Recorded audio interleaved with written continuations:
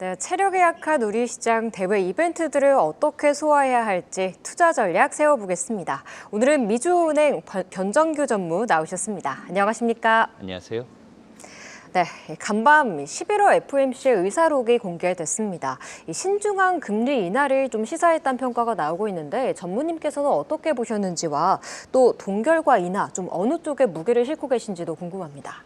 네, 일단 한 두 가지 정도를 짚어볼 수가 있는데요.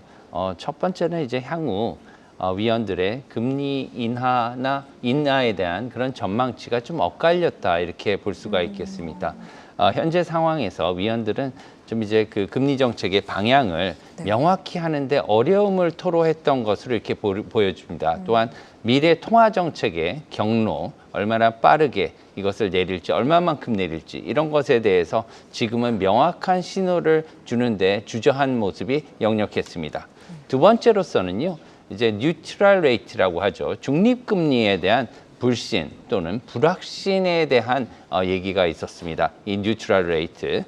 그래서 실제 중립금리에 대해서 위원들이 생각하는 현재 중립금리가 조금 너무 높은 것이 아닌가 하는 우려가 반영이 됐습니다. 그래서 현재 기준금리가 얼마나 제약적인 데 대해서 또한 논의가 있었던 것으로 이렇게 보여지고요. 따라서 특히나 많은 수의위원들이 향후에 데이터에 따라서 금리를 갖다 결정해야 된다는데 이렇게 의견을 모았던 것으로 보입니다. 또한 두 번째로 FOMC 전망을 본다면요. 지금 이제 12월 달에 마지막 FOMC 연준의 금리 결정이 있게 됩니다. 이러한 금리 결정에 있어서 많은 촉각이 기울어지고 있는데요. 일단은 의사록이 공개된 이후에 금리 인하에 대한 기대치가 조금은 낮아진 그러한 상황입니다. 따라서 현재 페드워치, CME 페드워치의 기준금리 0.25%포인트, 25bp 인하에 대한 기대감이 종전 한 달 전인 70%에 비해서 60%로 약 10% 정도 낮아진 상황입니다. 따라서 현재 큰 데이터의 변동성이 없다면 25bp 0.25%포인트의 금리 인하를 기대해 볼 수 있을 것으로 생각하고 있습니다. 그래도 베이비 스텝까지는 이번 12월에는 좀 해줄 것이라고 전망을 하셨는데요. 근데 이 트럼프 2기가 취임하기도 전에 관세 폭격을 먼저 시작했습니다. 이 멕시코, 캐나다에 이어서 중국의 10% 추가 관세까지 좀 입장을 밝혔는데요. 이 뉴스에 오늘 시장만 하더라도 바로 변동성이 좀 확대되고 있어요. 이렇게 뉴스 나오자마자 좀 이렇게 반도체, 자동차, 기간 산업들이 흔들리고 있는데 우리 증시의 영향은 어느 정도로 전망하시니까?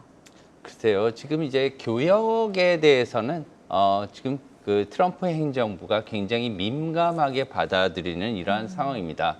또한 교역 수준을 본다면 현재 우리나라의 교역 수준은요, 미국의 한 6번째로 큰 교역국으로 이렇게 보여질 수가 있습니다. 가장 큰 교역국은 멕시코고요. 다음이 캐나다, 중국 이런 순인데요. 우리나라는 6번째 큰 교역국인데 비해서 흑자폭은 다른 국가 대비 그렇게 큰 수준은 아닙니다. 9위네요. 예, 9위입니다. 현재 그 흑자폭은 중국이 가장 큽니다.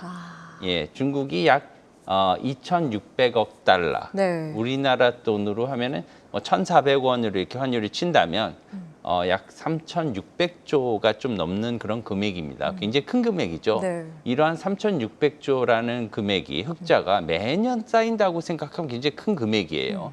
게다가 두 번째는 멕시코고요. 그리고 세 번째는 이렇게 캐나다 순으로 가고 있는데요. 우리나라는 9위인데 한 450억 달러. 우리나라 돈으로는 약 한 630조 정도. 이 정도의 흑자를 규모를 기록하고 있기 때문에 중국의 흑자 규모에 비해서 약 17%로 이게 크지 않은 그런 규모로 볼 수가 있겠습니다. 따라서 중국의 대중국 관세가 최대 60%까지 이렇게 공화당에서 책정을 한 것을 볼 수가 있는데요. 이러한 상황이 왜 이렇게 됐는지를 이해할 수가 있습니다.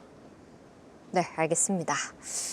내일 또 올해 마지막 금통위가 예정돼 있습니다. 집안 살림도 그렇지만 이 환율까지 변수로 좀 떠오르면서 한국은행의 고민이 좀 깊을 것으로 보이고 있는데요. 금통위에서 이번에 좀 어떤 내용을 내놓을 것이라 보시는지와 여기에 대해서 좀 금리 차가 계속 벌어지고 있는데 내년 전망은 좀 수정을 할까요? 어떤 의견 가지고 계십니까? 네, 중요한 질문을 해주셨는데요. 내일 이제 올해 마지막 한국은행의 기준금리 결정인 금통위가 열리게 됩니다. 이제 금통위의 결정을 최근의 추이를 본다면 2023년 1월까지 우리나라 한국은행이 3.5%까지 이렇게 기준금리를 인상했습니다. 3.5%까지 올렸고 이후 1년 반 동안 2024년 8월까지 이러한 3.5%의 높은 기준금리를 유지해 왔는데요. 네.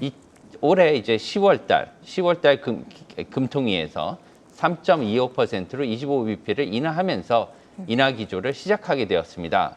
다만 이번 금통위 11월 말에 내일 있을 금통위에서는 동결 전망이 우세한 상황입니다. 25bp의 금리 인하에 대한 그런 기대감도 없지는 않지만 동결에 대한 이러한 기준금리 동결에 대한 이러한 전망이 우세한 것으로 나타나고 있는데요.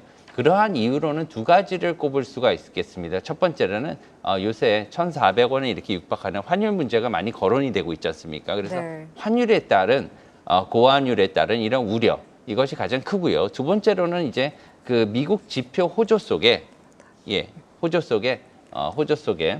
미국 기준금리가 이렇게 빨리 내려가지 않는다면 한국 기준금리를 빨리 내릴 필요가 없는 이러한 전망도 더군다나 이러한 그 우려의 목소리를 더하고 있는 점입니다. 다만 11월 동결 후에 2025년 내년도에는 금리 인하 기조가 계속될 것으로 보입니다. 따라서 금리 인하가 계속된다면 앞으로 원화와 외화, 달러죠. 이 간의 간격도 더 벌어질 것으로 생각돼서 이런 점에 대해서 조금 우려가 있기는 합니다. 네, 알겠습니다.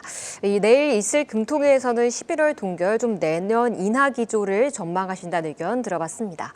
네, 오늘은 미주은행 변정규 전무와 함께했습니다. 오늘 말씀 감사합니다. 감사합니다.